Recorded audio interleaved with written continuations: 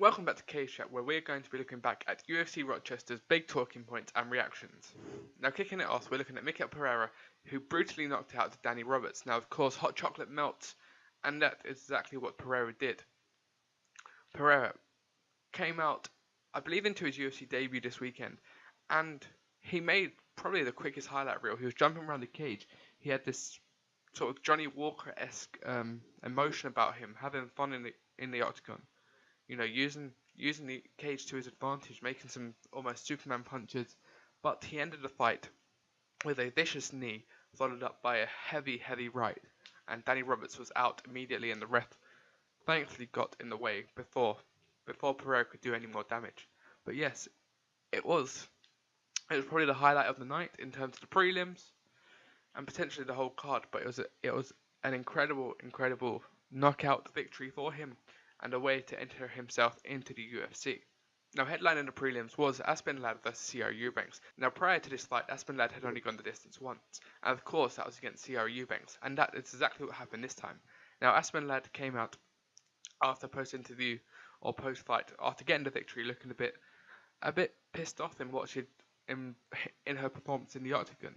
Now, I watched the fight, I did, and I thought the first round went to Eubanks quite comfortably. I thought she'd done a little bit more work, got her range well, and she was getting those punches in, and she hurt Ladd. I think she knocked her down in the first round, in fact. And it just shows Aspen Ladd's adversity, or an ability to get through adversity, is second to none. And she came out in the second round and had a phenomenal round, and she pulled it back to 1-1.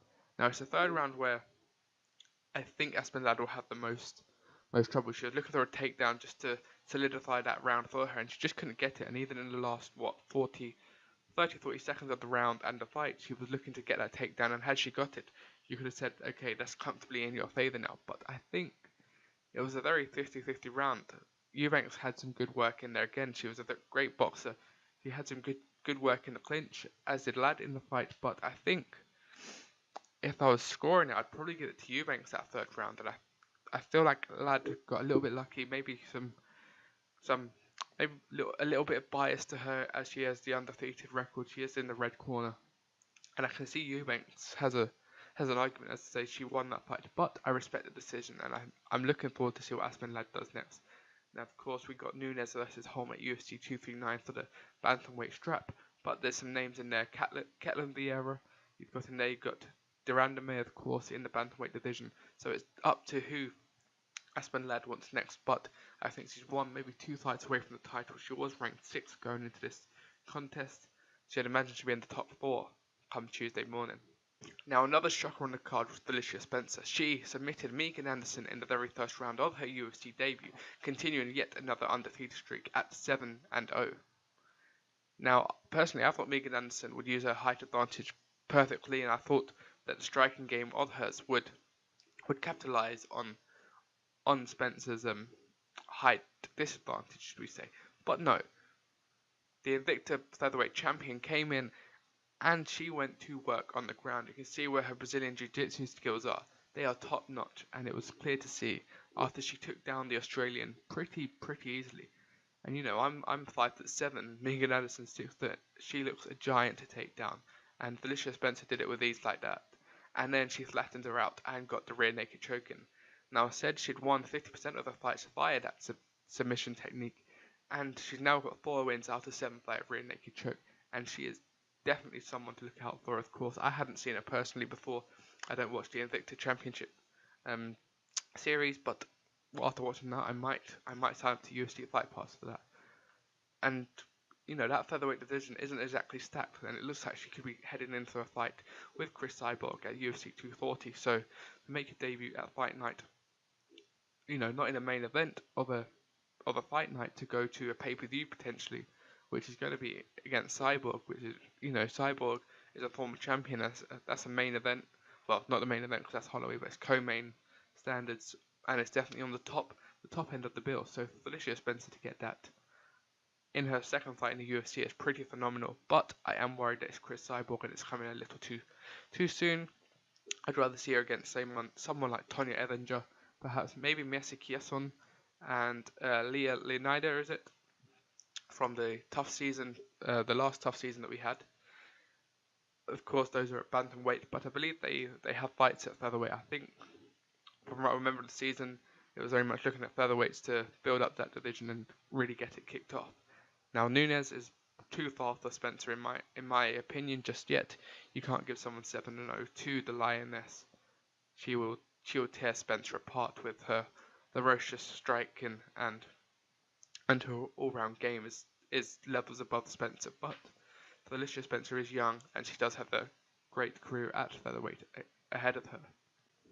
Now we moved on to the main event, which was Rafael Dos Anjos versus Kevin Lee. Now, of course, Kevin Lee was moving up to welterweight for the very first time, but it was the Brazilian RDA who got a win in the column after 2 losses in a row.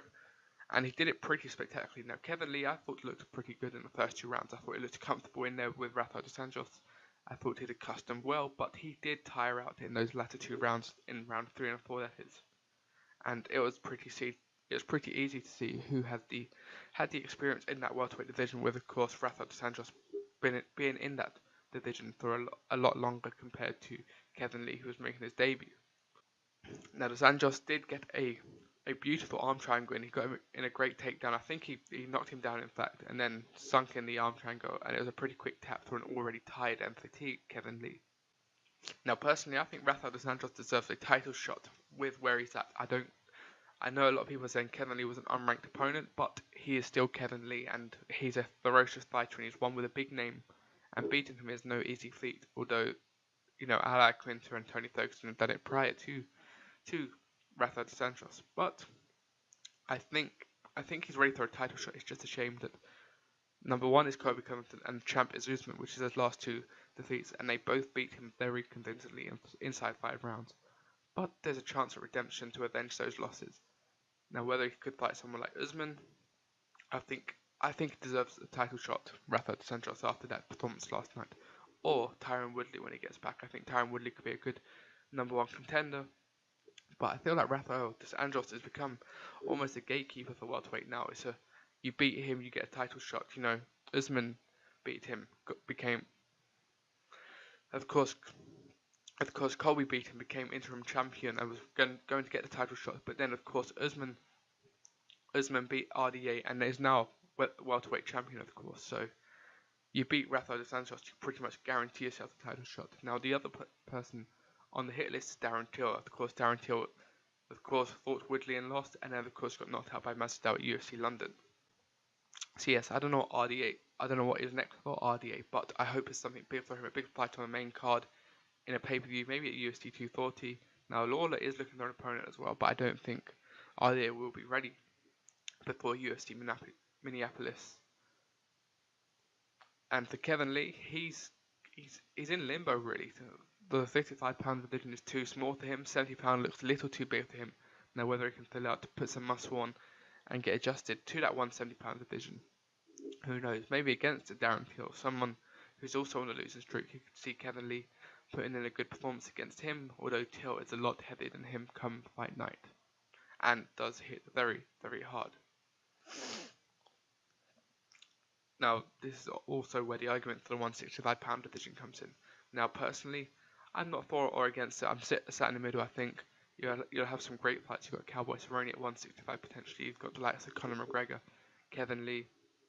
You've got some of the 170s who are too big for that division. Someone like Michael Chiesa, potentially. Ali Quinter could move up. And you'd have a pretty stacked division at 165. And then you've got 175 as well. Now, I think Ben Askren was an advocate for that 165-pound division. And, of course, that opens the door for Khabib versus Ben Askren as well. So maybe the 165-pound division is where the UFC need to go. But I like the way the titles are. There's not too many of them. And I like that 170-pound division as well. But at the same time, there's a big gap between 155, 170 and 185 that needs to be adjusted and accustomed to fit all the fighters that are on the roster now. So yes, that was Cage Chat UFC Rochester.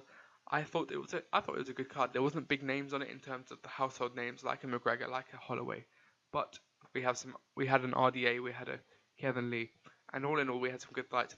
Vicente Luque also got a victory in the first round against Derek Krantz, and it was really the day of the debuts really for most of them.